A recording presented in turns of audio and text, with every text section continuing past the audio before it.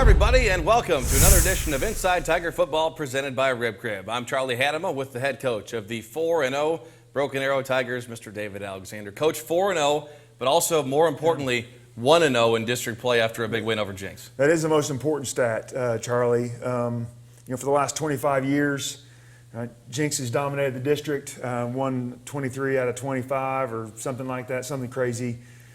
So getting a win against Jenks to start off the district play is enormous, right? With only 3 rounds of playoffs, getting the district championship sets you up in the bracket so much better. Yeah. Just what's your job like when you're 4-0 compared to other years where you haven't had as hot of a start in non-district play? I mean, it's got to be easy to keep the kids motivated, and I'm guessing they're just bouncing off the walls wanting to get back in and keep working. It is. We had practice Monday, and we kind of expected there'd be a few kids, because we do have some bumps and bruises. That was a very, very physical football game. I expected a few kids to use that opportunity. Hey, we're 4-0, we're number 1, let's sit out of practice. We didn't have that yesterday. We had a fantastic day, a lot of energy, running around. It was a great practice.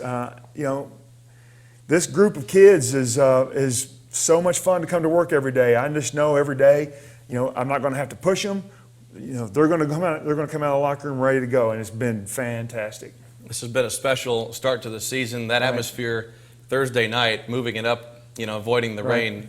Just what an experience, what a crowd for not just your kids, but for the Broken Arrow community. Well, that's the biggest thing we got out of that, right? This is high school football, and the football players could have played in the rain. Right, that's no big deal, right? Football players do it all the time. Then your team would love that with how the grounded the way we play it, yeah. right? Maybe as a head football coach, if I was just thinking about the team, that would have been the best decision. Let's go play in the rain.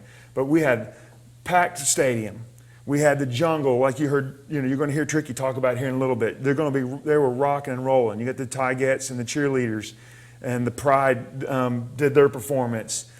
So it was a fantastic experience for Broken Arrow. Obviously, the football team, we won, but the whole town, the whole community got to enjoy a beautiful summer evening, right? It was absolutely perfect weather, 85 degrees at kickoff, a little light breeze out of the south. It was a great night. 10,000 strong in the stadium. We shut the gates again for the second time this year. Something like 17,000 viewers of the Arrowvision broadcast on Arrowvision.tv and YouTube. So thank you to everybody who tuned in on that. And we should clarify that we didn't move the game just because of the threat of rain. The forecast when we had to make that call Wednesday morning was for lightning. Yeah. And we all thought back to the BA Union game a few years ago that got into moving to Saturday. And with some things that we had going on district-wise with the leadership retreat and some other student activities, state cheer on Saturday, we didn't want to get into a lightning delay. And our local meteorologist that we leaned on had said, hey, there's a chance of this, and those storms are going to be slow moving, and if you get a lightning delay, you're probably going to be stuck for an hour or two. So it wasn't, because of the rain. Like Coach said, we could have played in the rain, and you saw those storms, they turned out. It rained and didn't go anywhere. There just wasn't the lightning that maybe we thought there was going to be. We weren't the only team to change the schedule, right? There was 75% of the games in the state of Oklahoma were changed. I'm just glad that we Coach Mr. Dunn, Mrs. Knight made the decision as soon as they did, so we could get the band, the Pride, told them, hey, we're moving the game because they run the concessions. We could get the Jungle Squad all fired up and ready to go. We had pep rallies that morning, so Christian Wellborn and her leadership group, they really had to do double time on Thursday, right, with 2 pep rallies. And then the game right after. There was a lot of people that we need to thank for all that, and but it turned out fantastic, right?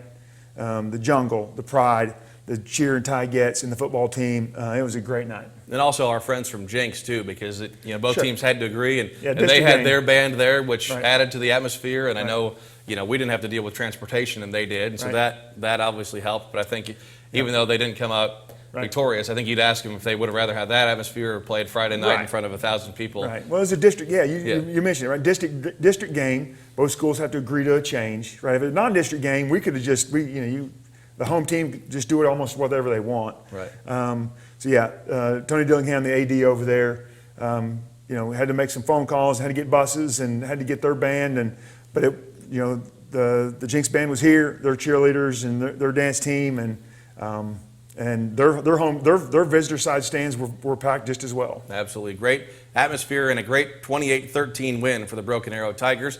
BA on the road at Norman Friday night. We'll take a timeout. Coach and I will look back at the Jenks game after this. And then coming up later in our player segment, senior defensive back Aaron Tricky Stokes. Stay with us. This is Inside Tiger Football presented by Rib Crib. My dad's always saying a little extra effort now will really pay off later.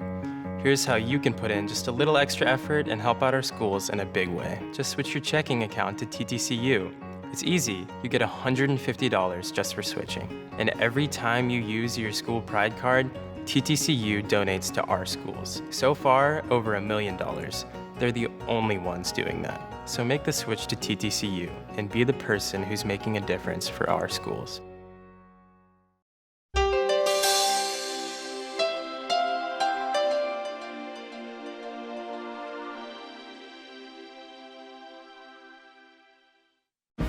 The Tigers of 1929 tied for the Oil Valley Conference lead with rival Bixby Spartans. Broken Arrow's only loss coming at the hands of the Spartans, who finished their schedule with 2 ties and no losses. Apparently, Bixby wanted no more of our Tigers that year, as they refused a challenge from Broken Arrow after the season to play off the tie. This great moment in Tiger history is brought to you by First National Bank of Broken Arrow, a loyal fan of our community for over 100 years.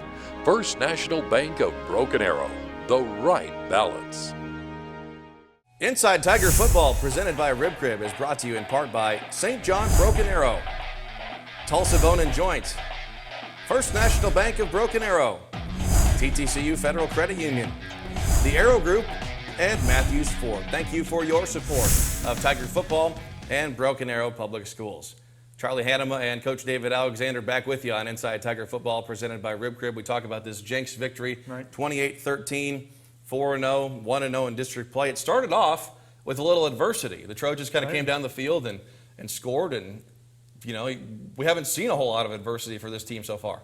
Well, no, we haven't, and it's good to see the way we responded, right?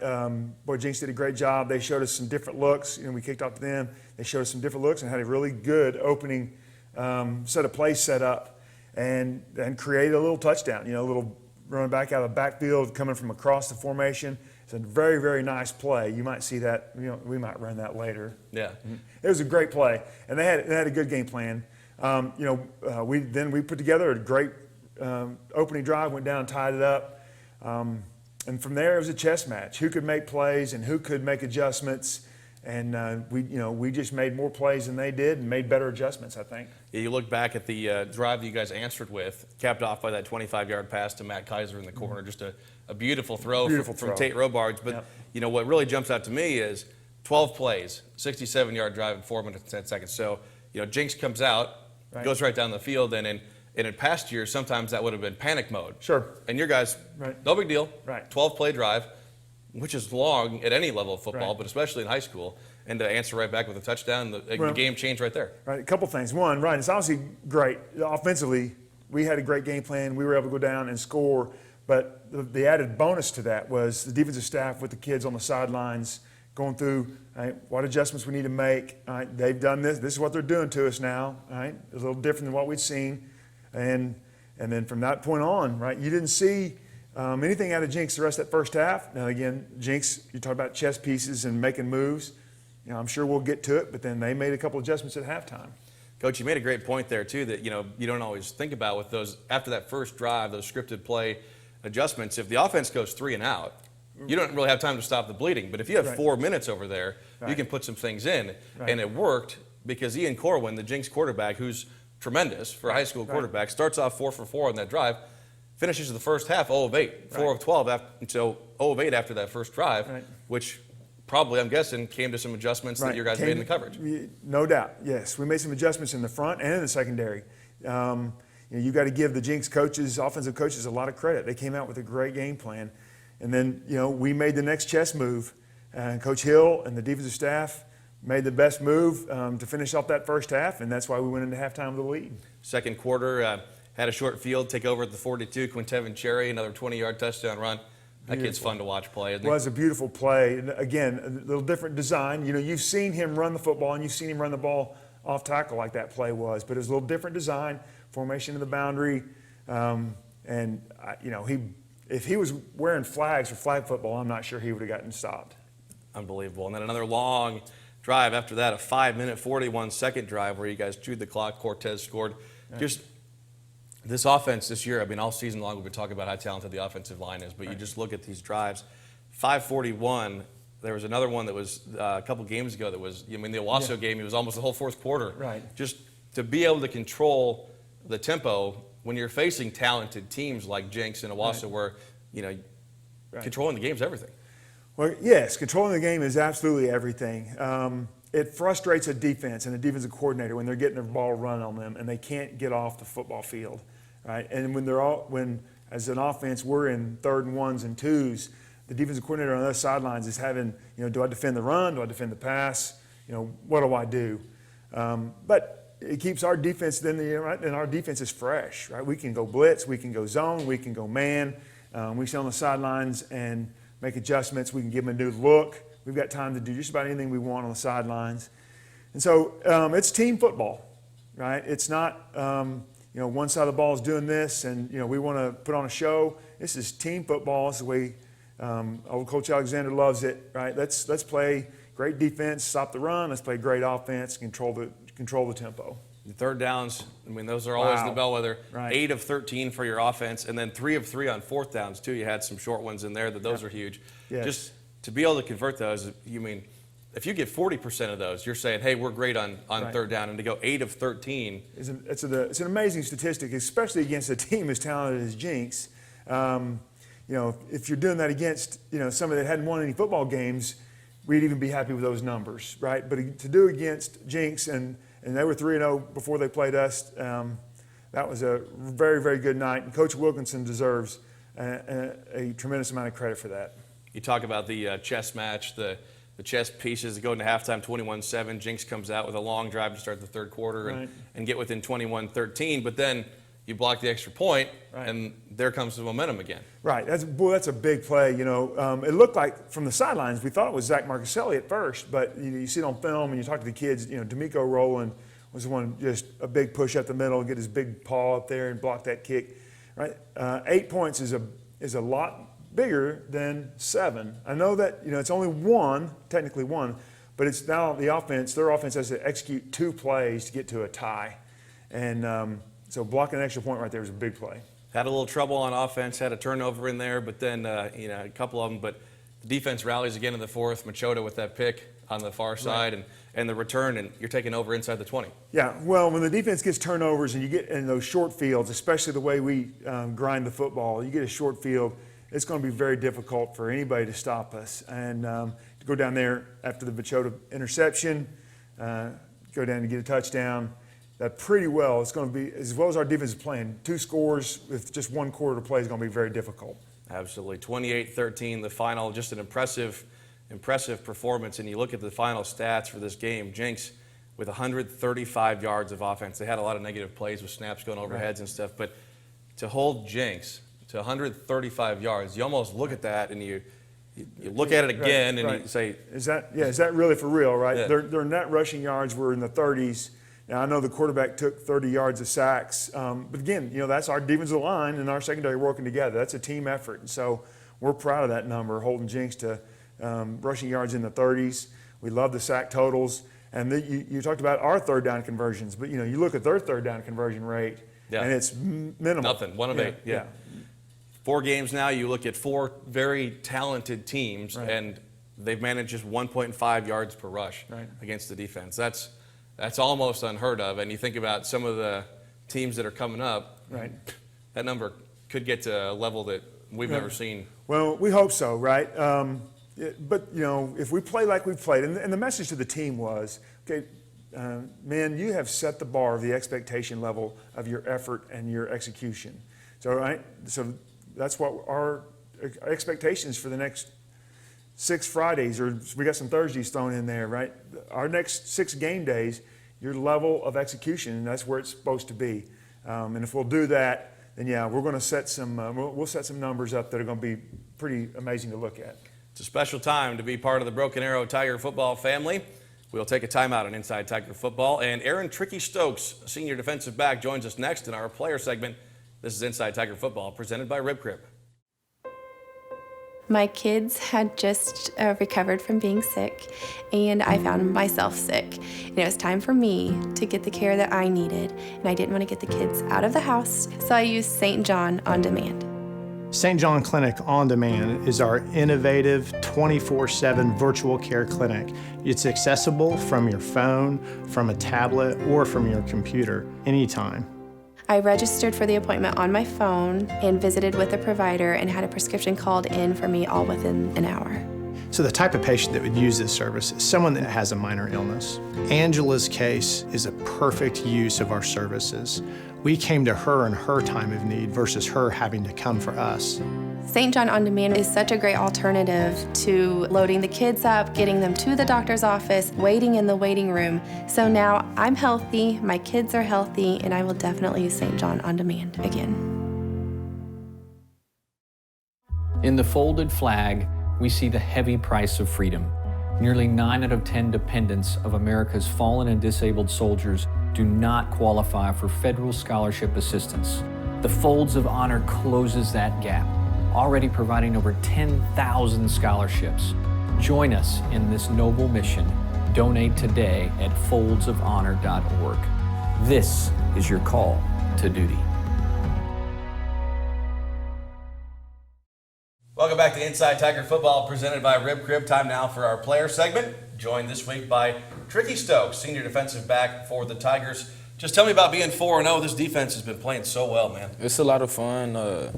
We got the best defense in the state, hands down.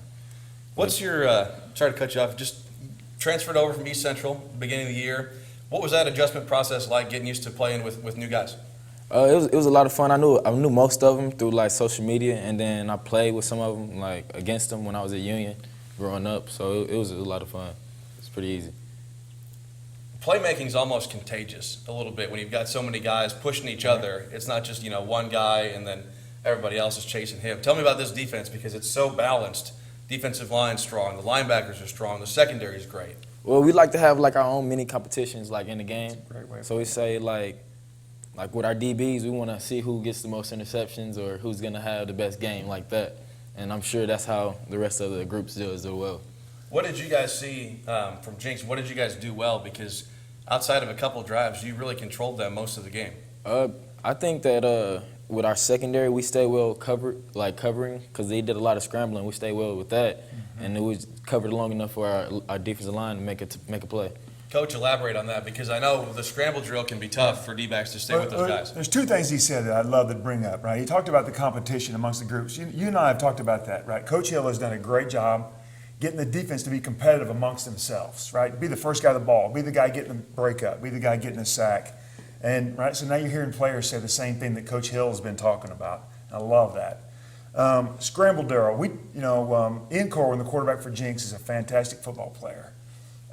He probably makes more plays with his feet than he does with his arm. And we knew we had a tough matchup, and so we talked about it. And the scramble drill is tough, right? Everybody has an internal clock going, right? If you're covering somebody, you get to that 4 or 5 second mark, you think, man, the play's got to be over, right? And so the natural reaction is to look back in the backfield and see what's happening, right? And that's when a player of Ian Corwin's ability, he's got a state championship ring, he started 40 football games, is going to make a play on you. What was the energy like with that crowd Thursday night with the packed house, number 1 and number 2 again this year? It was a lot of fun. I talk a lot, so I know you probably saw me. I was talking to the opposing crowd, trying to screw with them a little bit, taunting them, and it was a lot of fun.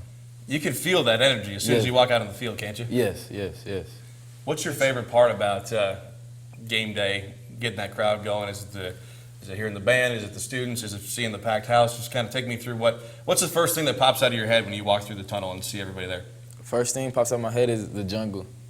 The jungle is amazing. It's like I've never had a student section like that before, ever. So, they're always hype. They're always keeping us going. I love it. Coach, what are Tricky's strengths? I mean, we see him, from up high in the press box. Obviously, the speed is a factor, the elusiveness, but I know there's a lot more than that, too. Well, the easy answer for me is, right, the God-given ability, right? He can run. He can jump. He's smart, right? But it's the intangible stuff that you guys don't see from the booth. It's difficult being a senior transfer. Man, his leadership, he's pushing Miles Slusher to be better. He's pushing Keewan Tolbert to be better. And not only is he pushing them to get good, but he's teaching them how to do it, why to do it, when to do it. And that's been the most refreshing thing about having Tricky there is not his God-given ability. That's great. I mean, you can't win without great football players, right? But it's the leadership, which you and I talked about when Noah was here. We talked about that when Kaiser Newell was here. We talked about that when D'Amico was here, right? The leadership we have from seniors has been fantastic, and it's brought everybody's level of play up. On third downs this year, you guys are like 25%. Your offenses are converting 25%. It was 1 of 8 against Jenks. Those numbers are ridiculous for anybody. So what do you guys focus on? I know that's a big point of emphasis for you guys and for any defense, but why is Broken Arrow so good at that this year? Well, we would just want to stay out the field as long as possible. Let our offense control the game and just win that way. The less we're on the field, the easier it is to win. Easy enough, right? That's right. That's exactly right. Great answer, right? To be great at third downs, you have to emphasize that in practice, right? And Coach Hills, we've got a set of chains out there, and we're always talking about third down. But it's a group effort, right? You got to stop the run on first down. Then when you get them in a predictable passing situation, that's when the secondary can take over. We can go zone, we can go man, we can make it really difficult on the quarterback. So I wouldn't be doing my job if we didn't ask you about your nickname, Tricky. Where's that come from? Because your name is Aaron Stokes, but everybody calls you Tricky. I like that better, but just kind of tell us about where that came from. It just came from that old Run DMC song when I was little. I used to just dance to it and it stuck. I love it. That's good. Yeah. Let's get to know you a little bit outside of football. What favorite subjects you like in school? What do you think you might want to study someday? My favorite subject in school right now would probably be math. And then in college, I probably want to study architecture. All right. Very cool. That's good for Coach Alexander, right? Math teacher. I love it. That's great. Nice. Pre-game routines, superstitions, traditions. Do you have anything like that you have to do every time, every week? Before every game, I have to get a prayer in. Like, I can pray with my team, but I have to get my own prayer in before every game. And then I do it as well before every half. Very cool. I have to do that, and then I like to listen to R&B music before every game, too. What's your, do you have a same playlist every time? You mix it up? I mix it up. All right. Who was on there last week? I had Jacquees and Chris Brown. All right. Nice. Coach, what else do we need to know about Tricky? Well, I'm waiting to get him loose on a kickoff return, right? We need a special teams big play. We need a big play on special teams. These first 4 games, we haven't had very many opportunities, right? Most of these kickers were able to kick it in the end zone. Hopefully, we can have one of those, right? A defensive stop or start a half with a great kickoff return. And I'm waiting for Aaron to get one. He's going to get one. He'll get one this year. Trust me, or maybe 2. All right. Tricky Stokes, senior defensive back for the Tigers. 4. Thanks for being here. He gets $25 to Rib Crib for appearing in our Players segment. We'll take a timeout. Back with more with Coach Alexander after this. You're listening to Broken Arrow Football. My name is Abigail Bailey. I was at my yearly checkup when I was 12, and we went and got x-rays, and she diagnosed me with scoliosis and that we needed surgery as soon as possible. Tulsa Bone and Joint was very compassionate. They took their time with us. They answered questions. He was very encouraging. Dr. Clark helped me see that there is life after spinal fusion. Just because your spine is fused doesn't mean that you can't do what you love to do.